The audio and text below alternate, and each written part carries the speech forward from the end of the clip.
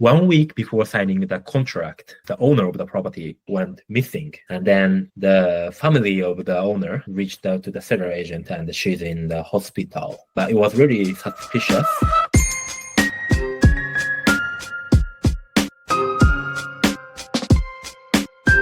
Welcome back, everybody, to another exciting episode of Buying a House in Japan podcast. I'm your host, Joey, joined by my co-host, Take. Today, we are joined by a special guest, Ryote Takemoto. Ryo is a superb real estate agent in Japan.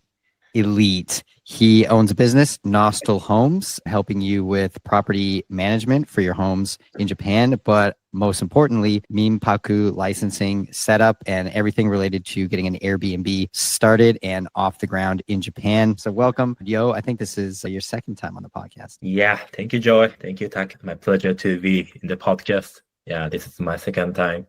Topic at hand today. Ryo has worked with a lot of different clients throughout his time working as a real estate agent, but most importantly and most relevant for today, he's worked with many difficult seller side agents. So when you purchase a house in Japan, Ryo is the guy talking to the seller side. He's talking to their agent. Sometimes you talk to the seller themselves sometimes, or usually directly. Just the agent. Yeah, the owner directly, or usually just the agent? Usually just the agent, but some sellers, but they are real estate companies, not individuals. So you're never dealing with the old person selling a house in the middle of some prefecture somewhere, or the children of an old person selling the house. I talk to them sometimes, but I mainly work with the buyer side. Something we wanted to highlight first with dealing with tough sellers is something common, not common, maybe happens 10-15% of transactions. It's called the Ryote deal. This is where I jokingly call Ryo the master of Ryote because he probably has the most of these. Ryo, can you describe what is a Ryote situation and what does it mean? So Ryote means basically both hands in Japanese. Ryote. So the two agents, two hands. Then they are trying to get the brokerage fee, both from the seller and the buyer. Just for context here, in Japan, comparatively to the US, the buyer pays the buyer's agent fee and the seller pays the seller's agent fee. In the US, the seller pays both sides. So in essence here, the Japanese real estate agent is being a little greedy, right? And trying to get both commissions when they should really only receive one. But it's above board, right? The owners enter in these exclusive deals with their agent, right? So maybe it's not in their best interest, but they have consented to this. Yeah, Joy mentioned it's not their best interest. So the agent is not going to tell them or let them know that they've got a buyer. They got an inquiry from another buyer agent. I guess this is definitely not built for foreigners, first off, but why is this in existence? Do you think customers or owners of the properties really think this is a better deal for them? Well, let's say if the seller agent is struggling to sell the property, they will be happy to work with other buyer agents by sharing the commission. But if they think the house is easy to sell or will likely get lots of inquiries, then I think the seller agent will try to find the buyer themselves. So the seller's agent is approaching the owners, or the owner is approaching the seller's agent to be like, hey, I want to sell my property. I guess it's both maybe, right? Yeah, I think it's both. So if I own a house in Japan and I want an agent to help me sell it, is there really just two kinds of agreements I can have with my seller side agent? One is exclusive and one is non-exclusive, or are there more types of agreements there? There are 3 types of agreements. It's slightly different, but the general brokerage agreement and the exclusive brokerage agreement and more exclusive brokerage agreement. Even super. So during the summer, we had a lot of these. So the issue that clients face is that they'll be interested in a house and the owner has entered into an exclusive agreement with their seller side agent. And that seller side agent now will reject any prospective buyers that come interested in the house who bring their own agent with them. So in our example, a customer working with Ryo, they're interested in a house. Ryo approaches that seller side agent, and that seller side agent will refuse Ryo. They will not sell to Ryo's client because they're coming with Ryo and they want to collect commission from both sides. And they can do that because they're in this exclusive agreement with the seller. Seller can't go anywhere else. Is that more or less correct, Ryo? That's the situation you find yourself in. And how often do you find yourself in that situation? That's a great question. It's not like very often, but occasionally I face this situation. First of all, whether the seller has like an exclusive agreement with the seller agent or not, the seller can just receive offers from buyers of other buyer's agent. So this agreement is to prevent the seller to find another seller agent. Having this agreement with the seller agent doesn't mean you can't get another buyers from like another buyer agent. Okay, maybe I was mixing those two ideas together. I thought they were somehow related. Okay, if we have a exclusive agreement with the seller, we have to list their property on RAINS, which is Realtor's database. But if we have a general brokerage agreement with the seller, we don't have to. So technically, no one will know that the seller is listing or willing to sell the property.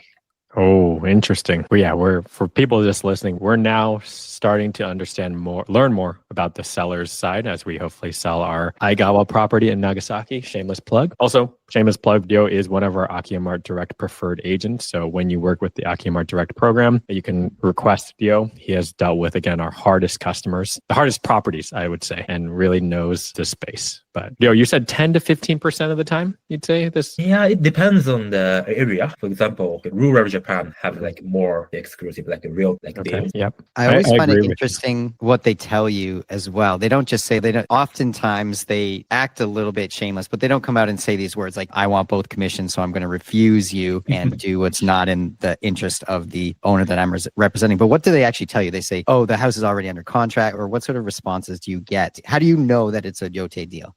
When they are like honest, like they just sell, we're Nice. not working with other agents for this property. Oh, so Yeah. sometimes you do get honesty. Sometimes, yeah. And sometimes they just say, "Oh, we got this. We are not the listing agent." Sometimes, They say that? we are not the seller agent. Wow. They say Even though they we are. the buyer agent and listing the property to get Oh. more clients. It's hard to tell. Is that, Are those- sorry, maybe I misunderstood. That they put up a fake property? They No, claim to be a buyer's agent. They're not fake. It's allowed. It's completely allowed to list the property as a buyer agent. If the listing agent like approve or allow the buyer agent to list their property, it's normal, common things to do. But they are taking advantage of this situation. The listing agent behave like the seller agent. They're not taking the inquiries from the other buyer's agent. Sorry, so this is like there's the listing agent, and then there's agent B A, and then there's agent B, and you're saying agent B is also listing the property, and then when you Yes. contact them, they say, "Oh, I'm just agent B. It's not my property. You have to go talk to agent A." Yes. Yeah, that's really standard. But sometimes when I talk to the agent A, like listing agent, they say, "Oh, sorry, I'm not the listing agent." Okay, it passes around and around in a circle. So yeah, they hide. Actually, they are the listing agent, but they say they are not. Okay. Sometimes they say it's under contract already. Yeah, right. Under contract or under offer, well, they just stopped. It keeps listed for a month, 2 months. Do you ever hit those agents up again? Let's say, 2 months later, you see that the property is still listed. Do you just go like, hey, checking in or? Yeah, checking in. I think I tried. I did that. One of my clients. Looks like the contract fell through. They're looking for buyers? Yeah. Okay, I'm putting myself in the client's shoes. Could I not just ask you, Ryo, to be like, find the owner. Let's avoid all this BS. Can we put an offer in the actual decision maker's hands somehow? Would that So even work in America? You can figure that out in America. We can figure it in Japan too, but it's kind of like no as a like real estate agents. Like it's Blacklist really, for real estate agents. yeah, blacklist for real estate agents. Okay. They steal by owners from other agents. Okay, understood. Territorial. Okay, putting our buyer's perspective hat on, we show you this property. You come back to us and tell us it's a Ryote deal. Typically, is there anything you can do about this? Is there any wiggle room? Like what % chance do you think you can convince the seller to take on a buyer's agent, especially if I'm a foreigner? So the intention of these Ryote agents is just to make more like commission. So sometimes like they are happy if we, for example, me as a representative of the buyer is willing to pay the buyer commission to them. I think that's the only way how I can support like this kind of situation. So just to be clear, in this transaction, you would normally get paid nothing unless we charge, right? If you helped someone buy a property that is a Ryote deal by the seller's agent, how much commission would you make?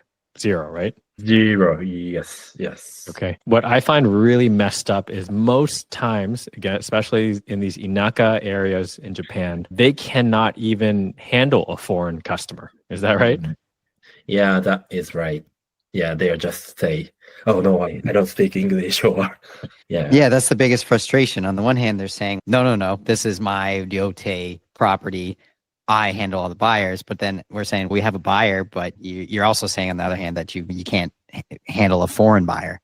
So it's like a gridlock system. Yeah, I think they're taking advantage of the situation. Yeah. Messed up. So, Dio, and I guess our listeners who are looking at these properties, there's like a 10 to 15% chance if it's in like real rural Japan that this happens with a traditional Ryote, maybe potentially greedy seller. How do we get around this, or how have we gotten around this in the past? Okay, so the real estate agents in Japan can only make 3% of the like a property price as brokerage fee. And in this Ryote situation, I can't be involved as agent. So in this case, I will behave like a consultant or advisor through the transaction.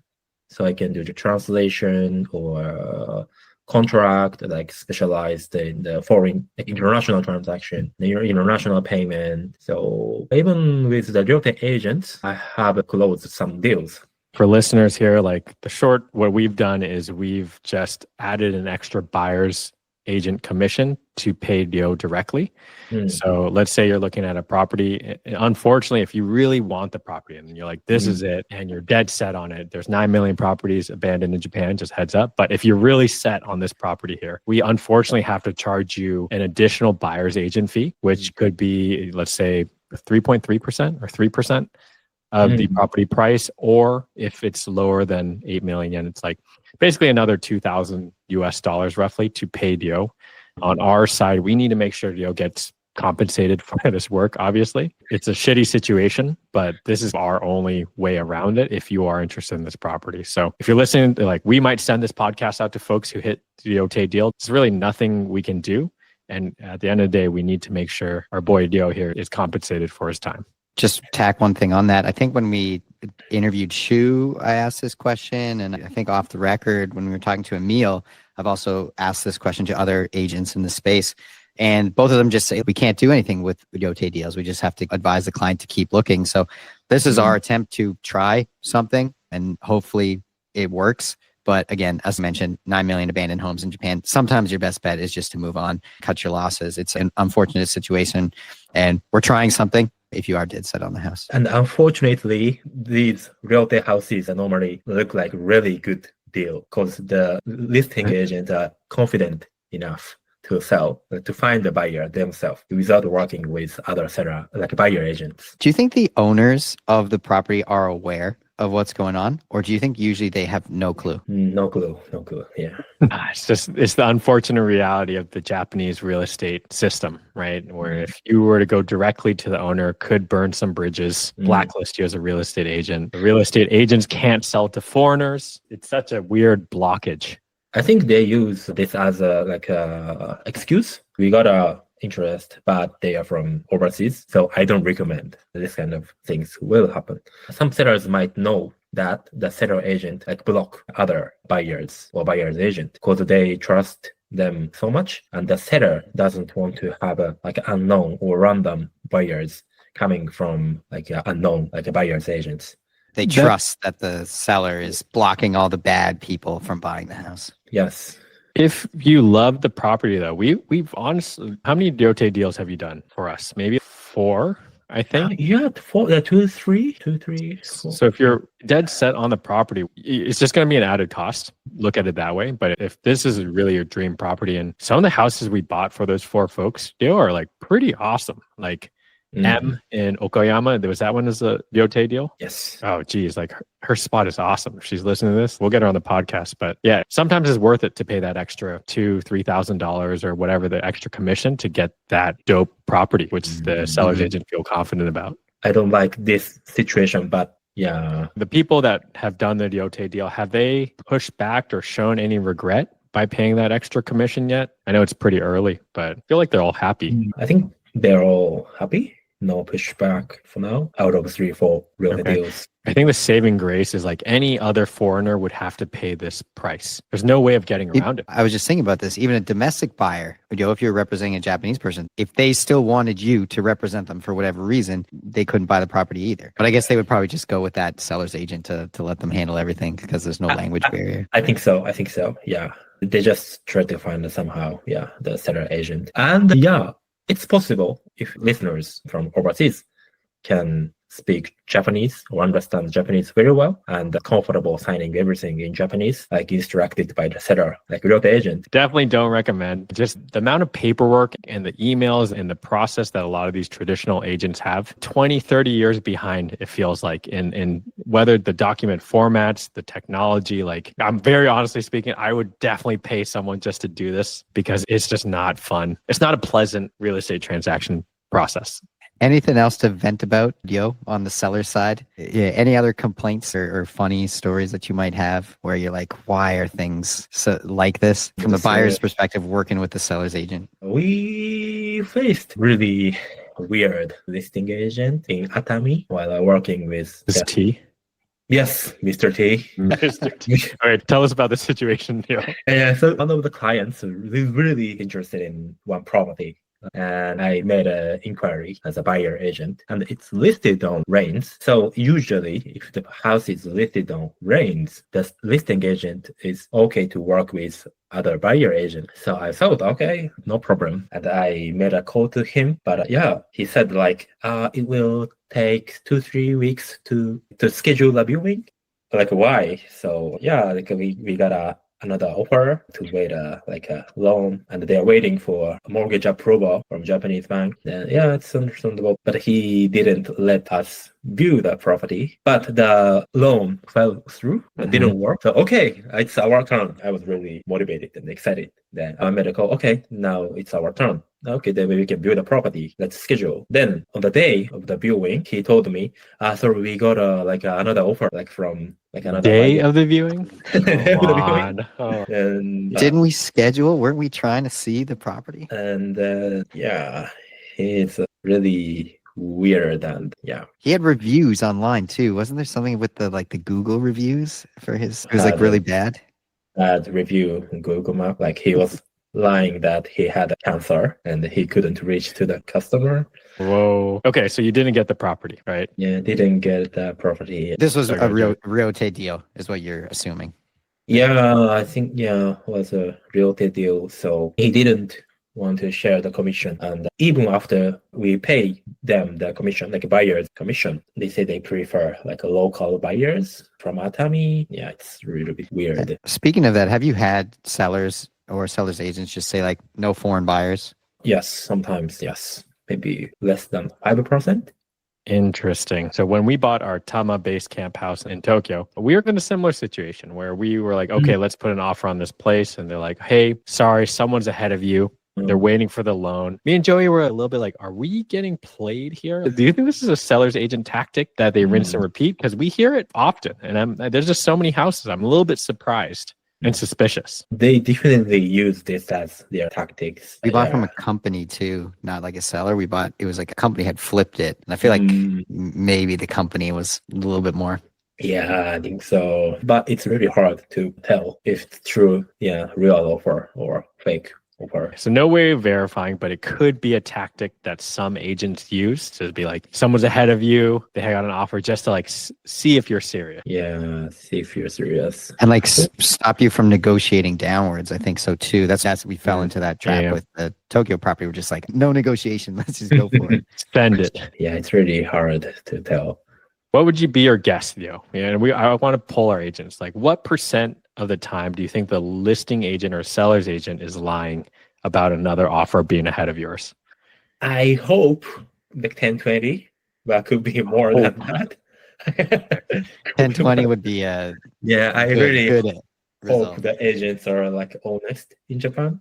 But I've heard this in reference to Ryote deals that the seller side, they get lazy, and even though you're not technically representing the buyer, they're still forcing you to create the paperwork to get the deal done. Has that been your experience? You mean that as the buyer agent, do I face the seller agent? Technically, you're no longer acting as the buyer's agent in a Ryote deal setup, Okay. but there's Yeah. still you have to do the buyer's agent paperwork. Yes, I do. Wow. I mean, paperwork for the buyer side, definitely. Yeah.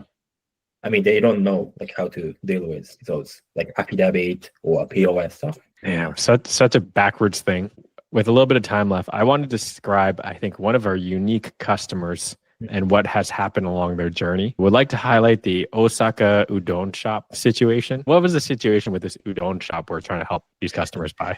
We got a really charming clients from the States looking to buy in Osaka, and we viewed one property running as an udon restaurant in Osaka City, and they really liked the house and they offered. And 1 week before signing the contract, the lady, the owner of the property, went missing. And I got a message from the seller agent about she's missing, and then they can't reach to her. And then the family of the owner reached out to the seller agent, and she's in the hospital. But it was really suspicious. They don't even know which hospital like she's in and when she will be back.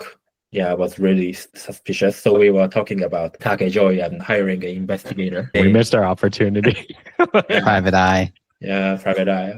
And then they came back around though, just recently in the past month. So there was some new developments. Oh, yeah. She came out from the hospital and we signed the contract eventually. And the customers are going to close soon, right? Yes. The handover will be May. by the end of May. Yeah.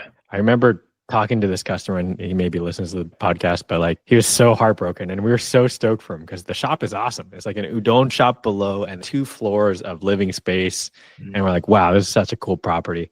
So we felt the pain when like this whole drama went through, and we were like checking with Dio every week. Yo, okay, what do you think? Can you walk by the house and see if the lights are on, or like what's happening? Yeah, I stopped by the restaurant at night, and I also almost walked into the hospital nearby. Really? There. Sign the papers. It was really hard situation. Yeah. But Some odd things happen on the seller side from time to time, it seems. All right, Yo, you're a trooper, man. You've probably dealt with, again, the most customers, widest range of different situations. We're really appreciative of your help here. Most of our listeners at this point are trying to buy an Akiya. Give us one piece of advice you want the customers to know before starting this process, now that you've been through so many repetitions. One thing you want them to know before they like go like, yes, let's book a consult and get this show on the road. yeah, just talk to someone local or someone actually in Japan. In many cases, local people have much more knowledge, like even local normal carpenters know about the houses in the area. So sometimes it's really impressive and inspiring to see for example, international buyers like Take and Joy, they experienced the situation. Then it's really helpful, and we can learn so much stuff from their podcast and the YouTube. But added to that, it's not easy, but to find someone local, like in Japan, who can help you or who can advise you even after you purchase the house. So it's not the end, it's a start when you can buy a house. Got it. Yeah. And I think, and maybe I'm interpreting this incorrectly, but I think having a connection to the area you're buying before you buy is important. I think so. Joey and I went the other way, where we bought and then we found someone, which is okay. But I agree. Since our first property, we've just been following people a little bit more so than location. If someone says, hey, you should buy here, we're like, hey, can you help us? And then we do buy there. So I hear you. And I think we've done the opposite. But Joey, what do you think? I definitely think we're leaning more into buying where we know somebody, less from the side of, oh, we'll talk to the local carpenter in the area and get his opinion on the house before we purchase. Although I do think that was a good idea if you've got the Japanese ability to do that. But we're purchasing more because me and Take have realized once a month, probably for each of our properties, there's something that needs to happen like at the house. And if you're planning to live abroad for however many, most of the year, and then just use the house as a vacation home, you will need that help on the ground. And Take and I are just like, let's just buy where we know somebody that can do small errands for us from time to time. So that's another reason to buy or get to know somebody in the area. Or even if you don't know anyone beforehand, for example, I help you or the clients to find someone in the area. Yeah. Cool. Final $1 million question here. If you had $1 million right now, where in Japan would you buy a property? Million goes a long way. Okay. So million's a lot. Let's go $100,000. Okay, 100,000. 15 to 20 million yen. Where would you invest that money at this point? Yeah, it's really a good question. 15 million To buy a new or good house in Tokyo, Osaka, it's a little bit less. So I would consider somewhere outside of Tokyo or Osaka, Kitakyushu. It's close to Kitakyushu. Kitakyushu Okay. or Tamano, like Okayama. It's just opposite of Naoshima, which has a strong tourism. One of my clients bought a beautiful Japanese house in Tamano, and it's in Okayama. The house is really affordable too. Can I go back to Kitakyushu? Why Kitakyushu? Me and Taka own a house in haters, Kitakyushu, but we're haters on Kitakyushu. But we have had clients come and they're like, no, you guys have got that like all wrong. Kitakyushu is great. I'd love to know why. Can be recommend convinced. Can be Kitakyushu. convinced. Yeah. I need to go deeper, but Kitakyushu is like promoting like tourism. So since I'm doing like Airbnb business too. Special Minpaku zone. Yeah, special impact zone. And it's so close from Korea and China and Southeast Asia. So need to, Interesting. I wonder if they've got a ferry there to different places. Maybe. I guess Fukuoka Airport is close too, but Kitakyushu to Tokyo. They got a ferry, Joey. It's 24 hours. We should. Oh, that's right. Yokosuka, yeah. So Kitakyushu and Tamano in Okayama, right? Or two Tamano. draft picks. Yeah, I think so. Or Wakayama. What do you think about Otaru? I know we've sent you up to Otaru recently. Yeah. Give us the Otaru. pulse check. Yeah, I think it counts. Yeah. I should add to this list. Here. There's a stack rank here. Otaru, Tamano, or Kitakyushu. What would you put as me and Joey want to buy another Akiya? Where should we look, Gyo? Okay, for you, I'd recommend Otaru. Really? Yeah, it's kind of Hokkaido is new continent to you. Yeah. Interesting play actually. Today I went to JIC, this accelerator thing in Palo Alto, where I met someone who wants me to meet someone nearby where I live right now, and she's the owner of a UNESCO World Heritage Site in Otaru. Yeah, I just visited Otaru for one of my clients last week. Mm-hmm. He offered and the seller accepted. So we are working on the contract. They had so many beautiful houses like at affordable price. And it's also close to like Niseko, which is one of the most luxury area in Japan. There it is, Joey. Yo, master of Ryote, thank you so much for being on our podcast again. We will put your information in the show notes, and a plug again for Yo. He's one of our main AkiyaMart Direct agents. So when you work with us, you will be working with Yo. Any final words for anyone? Thank you for inviting this podcast. I hope it helps you to have this journey somehow. Thanks for being part of it. We will talk to you again soon. Great. Yeah, thank you. Thanks for listening to this week's episode of Buying a House in Japan. If you find the show helpful or at least entertaining, give us a 5-star rating. Takes 5 seconds and really goes a long way. If you or someone you know is looking for a Japanese home, check out AkiyaMart.com, our English-friendly site that lets you browse over 500,000 listings. That's AkiyaMart.com to find your dream home in Japan. If you've got questions or feedback, drop us a line. Email contact@AkiyaMart.com. You can also find us on Instagram as well as TikTok, where we post properties, tips on the home buying process, and updates on our own purchases and renovations. Thanks again for listening, and we'll see you next week.